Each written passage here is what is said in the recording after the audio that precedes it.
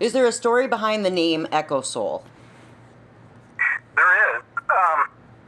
Now, obviously, I was fishing for names that I want to come up with something cool, but right off the bat, you guys watched the movie Gladiator? Yes. Yes. Okay, obviously one of the biggest movies probably out there. Russell Crowe's probably the best movie. At the very beginning, he's standing in the midst of that, the jungle. He's about to face the Vikings, I believe, and he gives that initial speech. He says, "What we do in eternity, or what we do in life, echoes into eternity." And that line, man, it's stuck in my head for like 20 years. I can't get rid of that line. I love it. Wow. And when I was thinking of the album, it just kept ringing in my head. Echoes, man. Light in life, echoes in eternity. And I was just thinking of everything I'm writing has to do with soul, spiritual, battle, mental. Like it echoes. Oh, okay. All right. Echoes. So that makes sense. And So I that's just cool. pitched it. And there's the name of the band. The name of the band. That's no more simple in a fantastic. movie, I guess. Well, yeah, but it's original. I mean, that's you always wonder. Some people like Overkill. Obviously, it's a Motorhead song. You can kind of put together how certain bands come up with a band name. Right. But some of course. other bands, it's like really interesting to hear how they come up with. name. Yeah. And I always like to ask because it's interesting. Or is there a concept? Or like Toby said, where do you? Totally good. What do you write about, or is there a concept to Yep. what you write about? It's always interesting to find out what drives or what inspires somebody to write about what they're thinking, and make it Totally make it good. a song. It's really interesting. Yeah. Oh, my brain just kind of got. You start thinking. Yeah, I know. Toby laughs at me. So talk a little bit about your new album, The End of Darkness. It came out April 24th, so it hasn't been out for very long. What kind of response are you getting so far? I mean, you're obviously.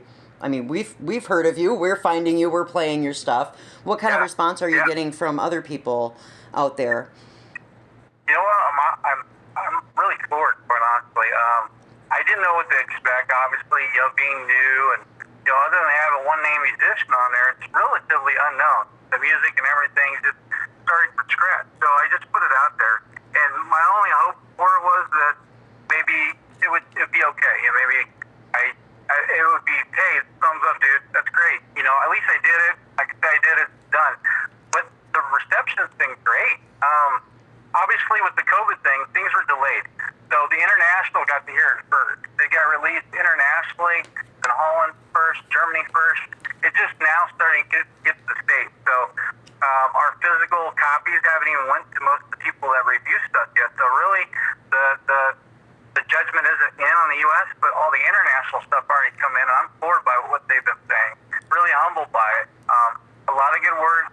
There's fans buying albums with the two different versions, the black disc and the gray disc, Oh, wow. and the hard version, the physical versions. And I'm floored. We're not even a physical, copy type of mentality anymore. Everybody buys digital, or they don't even leave their house anymore. So to see that's a fan taking time out of their day to spend their own money to order something, physically have it.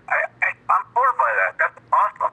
I think it's So kind of we're seeing making that. a comeback, though, really, which is, I'm floored by it, too. I mean, we want physical copies personally, but we thought with the digital age that physical copies were going to disappear. Right. That's what I thought, too. I'm a fan that loves to have a physical version, too, and they're hard to find sometimes. Mm-hmm. There's a band I really like. I love spending money on them so they can keep honing their craft. And to see this come back just gives me hope that, the metal world is still alive and thriving, Well, that they're investing in the bands they like. And I think Toby and I have had this discussion with a lot of people that we've talked to, especially in this genre. I mean, we didn't know that, this genre of power metal and such was going to make as big of kind of its resurgence that it has. And it's not old stuff, it's new. It's all new, and it's all over the world. Exactly. And Lots of new bands coming out. And they're all amazing by their own right. They're freaking fantastic. Agreed. There's a ton of people you never hear about that are out there right now that you could just be blown away. You pull them down and go, why are these guys not being played on major radio stations? Right. Well, I mean, we know the answer to that, but they deserve exposure. Well, and that's just it. I think, too, and I don't know if you agree with this, but I think that the digital age and what we're doing, I mean, obviously we're doing internet radio, but this platform is making it easier for bands now to actually get airplay and they're getting played worldwide. We don't need mainstream, radio anymore to get our stuff out there. That's very true. Exactly. Yeah, you guys are kind of like the lifeline for a lot of these bands to even be heard. Oh, it's so much fun, though. I mean, It is. Toby digs every week, and he's like, have you heard of this band? No. Where are they from? Brazil. Where are they from? Argentina.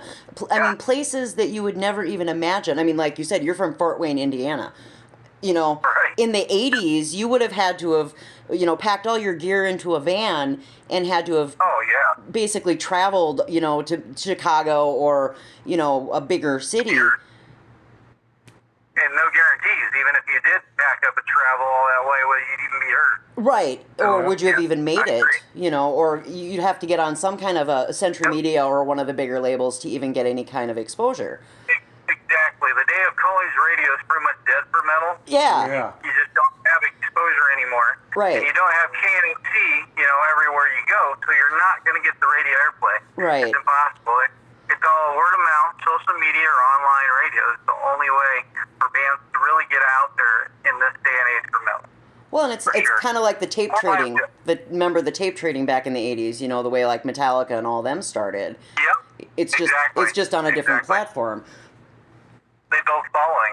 Yes, exactly. But a lot of it is word of mouth, though, which I think is kind of cool. I mean, we heard about you through another person who was doing YouTube videos, and he's local to you. And he says, oh, check out this band. We would have never heard of it, but at the same time, he knows that we like underground power metal, so he's like, I'm just going to throw it at him, and we're going, dude, let's play this, It doesn't have to be on a major record label. You know what I'm saying?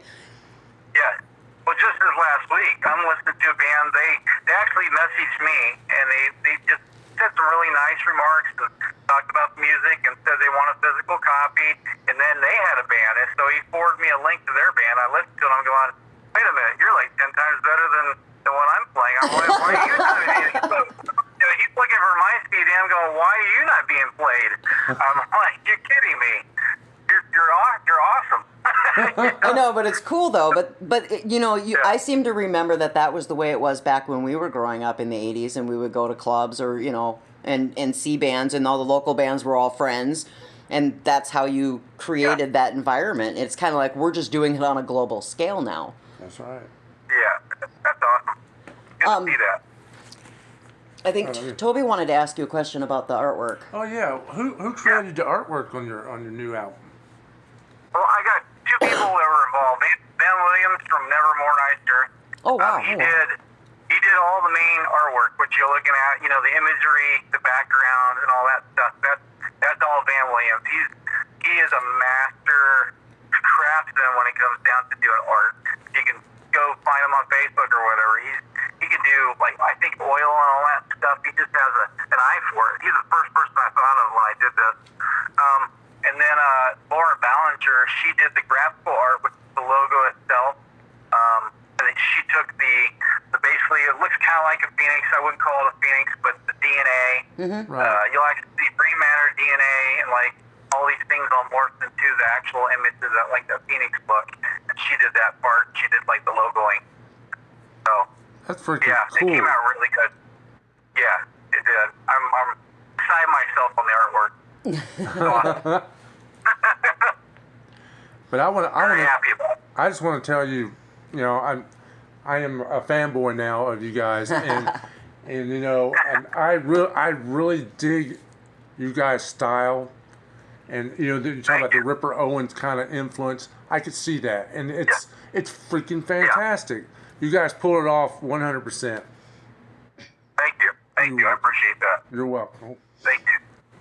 So going into writing this, the only way, obviously I wanted to record what was feeling at the time. Really, I just wanted to make music that I would like to listen to myself. That I can go down the road and put in the stereo and go, yeah, this sounds good to me. That was was the achievement I hope to achieve anyway. At least that, you know. And I think we did that. I really do. I think we did. I agree.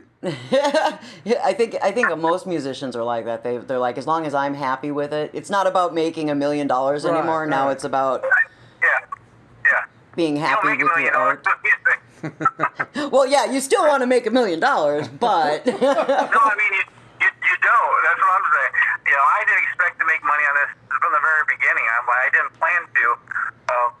I know what musicians. You know, I got lots of friends that have done the career of musicians and really just didn't make it out of it. But you were happy, but they didn't make good money at it.